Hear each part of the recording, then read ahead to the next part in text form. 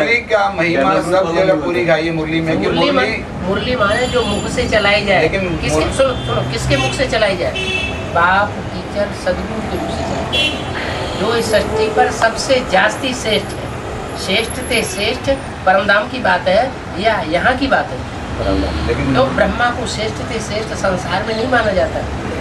सुनो तो ब्रह्मा जो है श्रेष्ठ नहीं है, वो 3 तबकों में भी सबसे नीचे रखा हुआ है। सबसे नीचे रखा हुआ बोला, हुआ तो आपने एक कैसे में बोला, आदमी बोला। श्रेष्ठ शब्द ही जाहिर करता है इस दुनिया में जो भी पार्टधारी है उनमें हीरो पार्टधारी है, जो हीरो पार्टधारी है वही श्रेष्ठ है। तो उस श्रेष्ठ की मत पर चलना माना श्रीमत। मुरली जो 3rd क्लास बोली गई है, अगर मुरली से ही सबको प्राप्त ग्रास्प कर ले तो फिर राम वाली की आत्मा जरूरत क्या? राम वाली आत्मा तो आके बुद्धि खोलता है ना, वो तो निमित्त बनता है बुद्धि खोलने के लिए।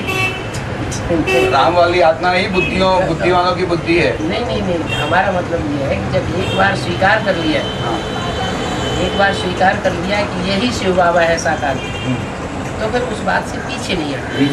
पीछे हट ही नहीं रहा हूँ मैं। आप कह रहे हैं वो आगे होगा तब हम मानेंगे। नहीं, मैं तो उसको अभी मानता हूँ राम वाली आत्मा तो शिव बाबा है मेरे लिए। आपके लिए नहीं है, वो सभी के लिए है जो निश्चय बुद्धि बन करके चल रहे हैं। क्योंकि मैं बिंदी को देख नहीं पाता हूँ, इसलिए मेरा जो टोटल इन्वॉल्वमेंट है वो राम वाली सोल के प्रति है।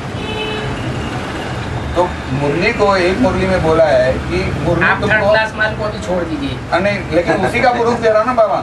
मुरली में बोला है कि मुरली तुम एक बार पढ़ के फेंक देते हो, ये तो 7-8 बार पढ़नी चाहिए। अगर 3rd क्लास चीज है तो मुरली में ये महावाक्य क्यों आया? आपने मुरली की व्याख्या को पकड़ा ही नहीं। मुरली किसको कहा जाता है वास्तव में? तो मुरली कौन सी मुरली है जो 7-8 बार पढ़नी चाहिए? जो मुख से बोली जाती है डायरेक्ट, वो है मुरली।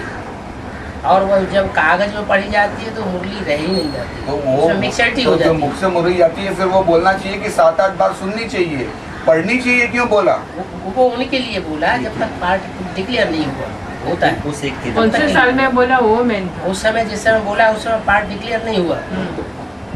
जब पार्ट डिक्लेयर हो जाता है तो बात खत्म हो जाती है, पढ़ने वाली बात ही खत्म। जब बोल दिया ये 3rd क्लास माल है, पढ़ के ये मंथन निकल के अमृत निकला, ये 3rd क्लास माल है, मुरली में बोल दिया ये 3rd क्लास माल है। टैप रिकॉर्ड में सुना 2nd क्लास है, सन्मुख सुना वो 1st क्लास माल है। तो हम आखिर सन्मुख सुनने के अधिकारी नहीं है।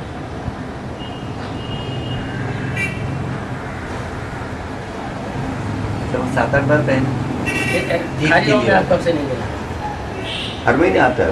नहीं, लास्ट मंथ नहीं आया, लास्ट मंथ और उसके लास्ट 2 महीने से नहीं गया, क्योंकि 1 महीना बैंगलोर था। ये भाव पक्का होता चला जा रहा है।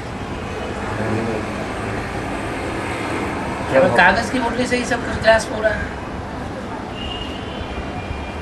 बाबा, राम वाली आत्मा ने अपना पार्ट कागज की मुरली से पहचाना कि नहीं पहचाना?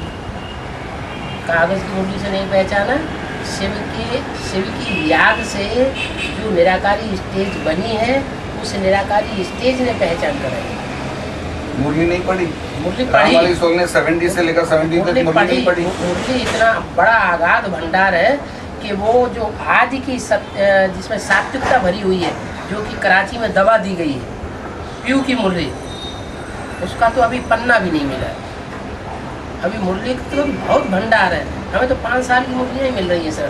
5 साल की भी नहीं बाबा, जितनी भी मुरलियाँ पुरानी मेरे पास हैं वो 25 जून जिस दिन मम्मा ने शरीर छोड़ा उसके 1 हफ्ते बाद की मुरलियाँ ही माउंट आबू से जो ओरिजिनल मुरलियाँ हैं वही मोरेश्वर भाई के पास हैं, वही मेरे पास हैं और वही जो है सर्कुलेट हो रही है। लेकिन एक भी मुरली मैंने वो डेट नहीं देखी है। हमें अभी हल्दी की गांठ मिली है ज्ञान के हिसाब से। नहीं, वही मैं कहना चाहता हूँ, ज्ञान का भंडार इतना बड़ा है कि वो जो पुरानी जो पीयू की वाणी मिलेगी तब की दृष्टि पड़े किसी व्यक्ति के ऊपर, और जैसे किताब खुल जाती है उसके अनेक जन्मों की, ऐसी किताब खुलने लगे तो उसको कहेंगे अपने जनरेशन का प्रजापिता।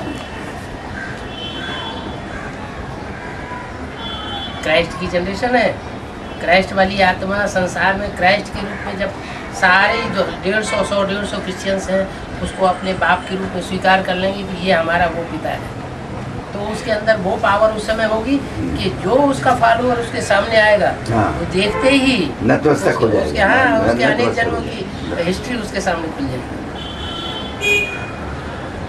तो ऐसे 8 प्रजापिता निकलेंगे। सृष्टि की प्रजापिता नहीं